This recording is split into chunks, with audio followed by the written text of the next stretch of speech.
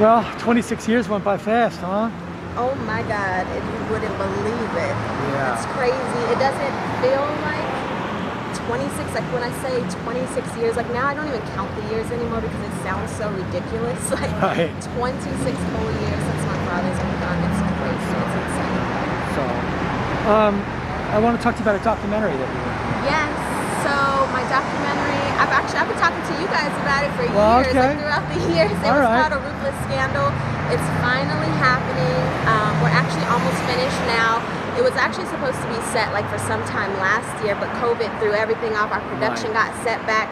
But it's a 4-part series, and I'm so excited. There's never been anything like this. There's not going to be anything like this ever again. I don't think anybody was even willing or wanted to talk about, especially my father's death. You know, it highlights a lot about his life, a lot of things that people didn't know, a lot of the things you didn't see in Straight Outta Compton, the things that were left out. And it's really the good, the bad, and the ugly. And it, you know, it really focuses on the scandals surrounding his death and the aftermath of his demise. And I know I talked about it for so many years. I think a lot of people thought that it wasn't going to happen. Like, this is something that I just kept talking about. It's finally here. Like I said, we're almost done. We're about to wrap. It's a 4-part series. There's so many people talking on this documentary.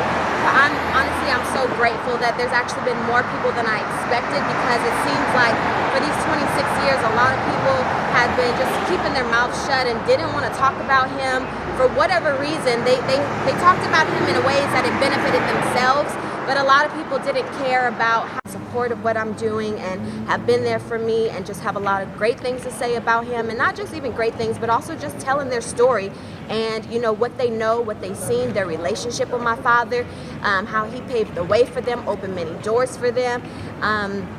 The only thing I will say, honestly, is probably the only person that actually matters to this story that I'm telling, who hasn't talked on this so far, I'm just being completely honest, is Ice Cube. And, you know, it really breaks my heart that he hasn't spoken on this yet, because I grew up with his sons and I have a really good relationship with them. And his oldest one, I actually talked to him, and I asked him to talk to his dad and ask him to speak on this. And he actually told me that Ice Cube was willing, he was going to do whatever for me, and he was down. And then, you know, since then, when we tried to book him to do the interview, he's been ducking and dodging. And it's weird to me when I see him on doing interviews like Club Shay Shay with Shannon Sharp, some athlete, speaking about my father and, you know, the whole NWA history.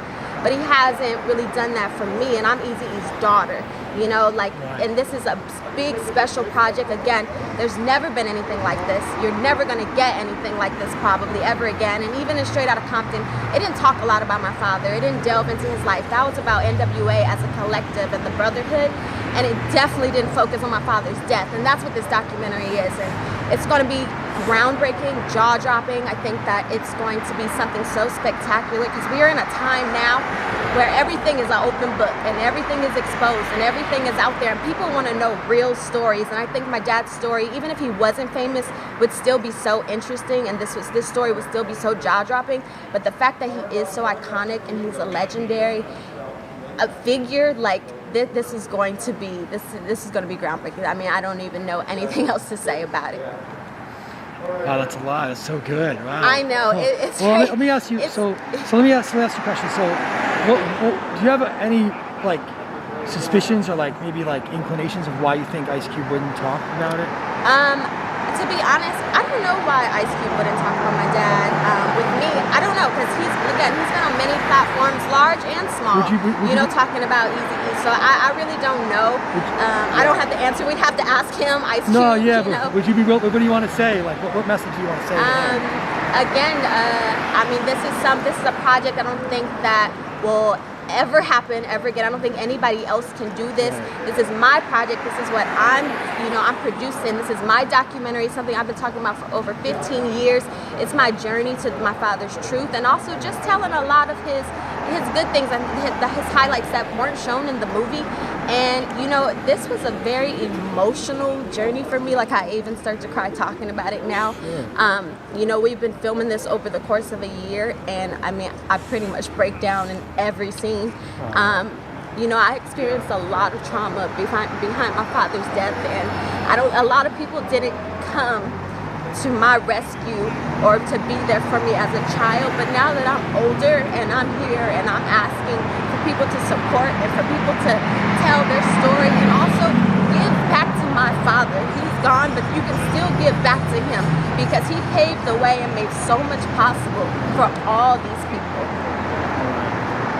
It's a huge statement. So I know it's a very sensitive thing to talk about. Oh yeah, I mean, it's crazy. You guys are gonna see, you know, it's been a stressful journey. Obviously it's emotional, but what's a fun or laugh? What's something that happens that you think was like something that's fun? In the documentary, I don't know if you're gonna see too much stuff that's fun, honestly, because it's an investigative documentary. Right. You know, it's not fun. I guess what I'm trying to say, like cool things you would learn. Something that's not. I think there's different people tell their stories. I think a lot. What I meant to say was like, was there anything that like the way that they joked with each other? You know, honestly, you will learn a lot about my dad's personality. Right. He's very funny. I don't think they even that came across in the that's movie. why I'm saying you know, it. That's what I'm trying to get at. Because your dad had that. Yeah, I mean, honestly, people have asked like, how, you know, I was so young when my father passed away. You know, like, how's she telling his story? I'm not telling his story. I'm going back and I'm talking to everybody that was surrounding him, and I'm putting together all the pieces together, and I'm finding out his story. You know what I mean? It's almost like documenting your journey and learning all about documenting my journey, going back in time, talking to everybody that was in his life that mattered, everybody that was around him, especially towards the end, and that was surrounding him at the end of his life. And I'm getting their stories. And you know, there's people that knew my father before he was even Eazy-E. There's people who were with him on his rise, and people who were with him at the end. And you know, they have fantastic stories. And I mean, you would have to watch the documentary to see and find out so much more about my dad. But there's so many layers to him. I mean, it's truly incredible. And I think that he's so worthy of his full story being told, and for people to really understand he was more than just the founder of NWA. You know, just how iconic and how much of a visionary he was and what he saw. And he foreseen this. I will say this, I think that if my father was alive, he would have been the first hip-hop billionaire for sure.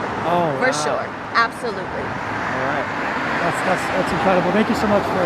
No, thank you so much. I try and come out and somewhat celebrate on his death anniversary, just because I don't like to be sad, and I get sad so much, especially through this process of filming this documentary, and it's kind of become a tradition for me to just step out, have dinner with friends, and have celebration of life. Celebrate his life, you know, so that I'm not home doing this, crying and looking crazy. Two quick things, and I'll let you go. Yeah. What's your favorite song that he ever did? My favorite song by my father is "Real Motherfucking G's." Definitely. All right. I'm like, look, you see, I got my little beanie on tonight. You know, we're a little gangster. You're West Coast. No, that record. It's just so much fun. It's just I see on TikTok, No More Questions has been popping up on TikTok. I seen one TikTok. Somebody everyone's doing it because it says "Tell me about your life as a child," and everyone's using that. Oh my god! Then I gotta make one. I haven't even made a TikTok yet, so maybe that'll be my first TikTok. That's it. It has to be. That's trending. So it's the No More Questions. So of what are course, they doing? They start with the thing like "Tell me about your life as young." So it goes ruthless, you know, and everyone does this thing. I mean, there's even ones where like someone's dog's running. And I might. You know what the thing is? Why I haven't made a TikTok? I don't even know how to use it. I'm still young, but I'm like a little older than the young kids. So I don't know, one of these TikTok famous people needs to reach out and help me learn how to do TikTok. Help. Somebody who's like big on TikTok. I don't know. There's a bunch, I don't know, the Addison Rae and the Charlie and Dixie, all them girls. Somebody help me out, please, because your girl does not know what she's doing on TikTok. Okay, that's it. That's a call for help. There we go. Thank you so much for your time. I appreciate everything. And thank you. God bless and wish you the best. Thank you so much. You take care. Have a good night. Be safe.